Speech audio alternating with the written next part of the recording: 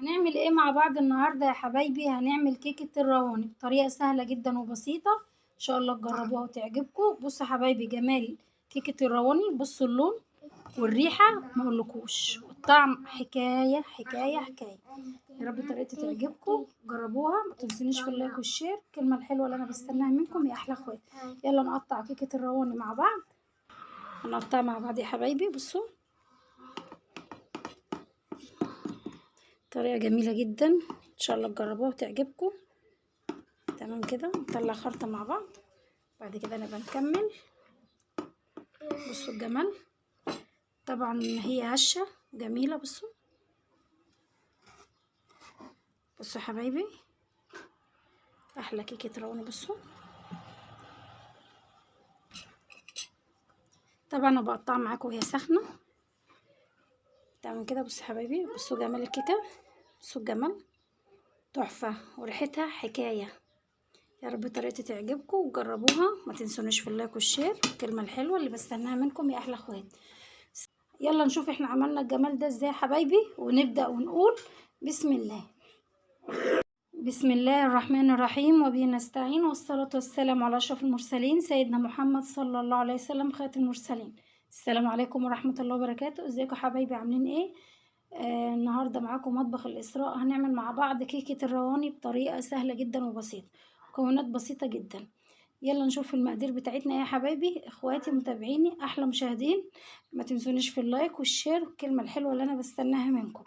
المكونات بتاعتنا بقى يا حبايبي، عندي كوبايه دقيق ذره. هتقولي الدقيق الذره هجيبه منين؟ هتجيبيه من عند العطار، بيبقى اكياس كده. بصوا يا حبايبي، عندي كوبايه دقيق ذره، كوبايه دقيق بتاع كل الاستخدامات، وعندي كوبايه جوز الهند تكون خشنه، وعندي ربع زيت، وعندي باكو بيكنج باودر، 3 بيضات، وعندي فانيليا، وعلبه زبادي من الكبيره، واربع معالق سكر.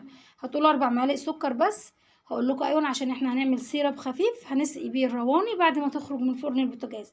يلا بقى نعمل مع بعض الرواني ونبدأ ونقول بسم الله. هنحط البيض مع بعض كده في البولة بتاعتي عشان نضربه. تمام كده. بصوا طبعا بيض يبقى فيه فانيليا. تمام كده. لو حابة تحطي خل مفيش اي مشاكل.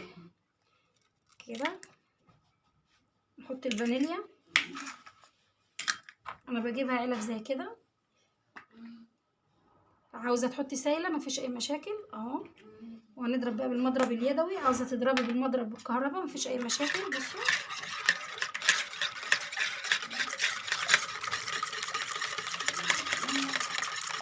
هحط السكر 4 معالق وهنقلب.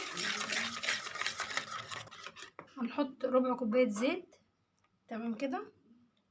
طبعا اي معجنات اي كيكات لازم نحط رشة الملح، ولا نسيت اقول لكم عليها. تمام كده. هدوب كويس. هنحط الزبادي يا حبايبي. في معلومة لازم تكونوا عارفينها كلكم، ان البيض، بعمل كيكة يبقى البيض بدرجة حرارة الغرفة. اللي هتحطي لبن يبقى بدرجة حرارة الغرفة. هتحطي زبادي ما يبقاش ساقع من التلاجة عشان ما يبوظش معايا ايه الكيكة بتاعتي. تمام كده. هدوب الزبادي مع البيض والسكر. تمام كده. بصوا طريقة سهلة جدا وبسيطة. يا رب تجربوها وتعجبكم. ما تنسونيش في اللايك والشير، الكلمة الحلوة اللي بستناها. بصوا هنزل بقى بالدقيق. طبعا انا نخلاه، ده الدقيق العادي. تمام كده. ودقيق الذرة طبعا كله منخول. واحط البيكنج باودر. عايزه تحطي كيك شيف مفيش اي مشاكل، بيبقى فيه محسن وبيبقى كويس. وهحط جوز الهند خشنه عشان تبقى جميله معايا. بصوا واقلب بالراحه كده.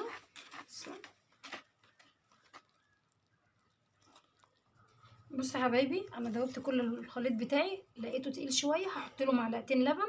وعندي الصينيه بتاعتي دهنتها سمنه ورشه دقيق. طبعا الصينيه دي الصغيره في الطقم. تمام كده. هحط بقى معلقتين اللبن وهننزل بيها في الصينيه عشان ندخلها فرن على درجه حراره 180 لحد ما تاخد لون. طبعا ما بفتحش عليها زي كيكه بالظبط، ما بتفتحش عليها الا بعد تلت ساعه او نص ساعه. وهنجهز الشربات مع بعض، بس هنشوف الاول الكيكه هنحط لها اللبن. هنزل بقى بمعلقتين اللبن كده تمام كده. بصوا احلى كيكه رواني هتعمليها وجربيها وتعجبك ان شاء الله. هنشيل بقى المضرب بتاعنا وهنجيب الصينيه المدهونه سمنه وهننزل بالكيكه بتاعتنا كده. بسم الله. المقدار ده بيعمل لي الصينيه الصغيره في الطعم. تمام كده.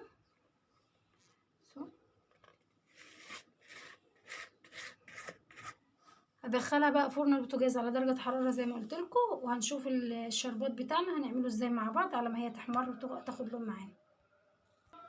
بصوا يا حبايبي هنعمل السيرب بتاعتنا. انا عندي كوبايتين ميه تمام كده، وعندي كوبايتين سكر، وبعد الغليان بعصر نص ليمونه كده تغلي 7 دقايق، وبعد كده بروح جايه عامله ايه، حاطه قطعه زبده كده عشان تدي لمعه للرواني.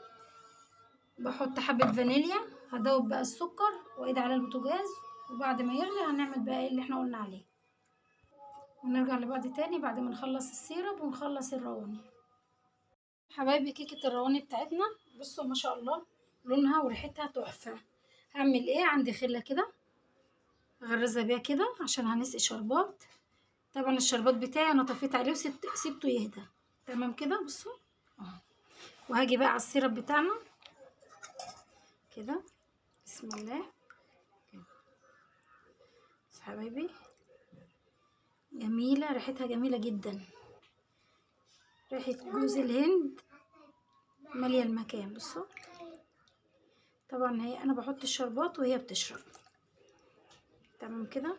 ما بخليش الشربات ساخن وهي سخنه، هي بتخرج سخنه، هي سخنه والشربات بتاعي بيبقى دافي يعني هادي كده. بصوا هسيبها تشرب بقى السيرب بتاعتنا كلها. تمام كده. بصوا وعندي رشه جوز الهند كده بروح رشها على الوش كده كده. ودي يا حبايبي كيكه الرواني بتاعتنا. ايه رايكم نشيل الحاجات دي بقى وهوريها لكم. وهي دي يا حبايبي كيكه الرواني بتاعتنا. بصوا جمال كيكه الرواني، طريقه سهله جدا وبسيطه. يا رب تجربوها وتعجبكم. ما تنسونيش في اللايك والشير والكلمه الحلوه اللي انا بستناها منكم. بصوا يا حبايبي طبعا ما اقولكوش على الريحه والطعم، جوز الهند جميل جدا. وروضه عاوزه تقول لكم ما تنسوش ايه يا روضه، ما تنسوش لايك وشير مطبخ الاسراء. السلام عليكم ورحمه الله وبركاته.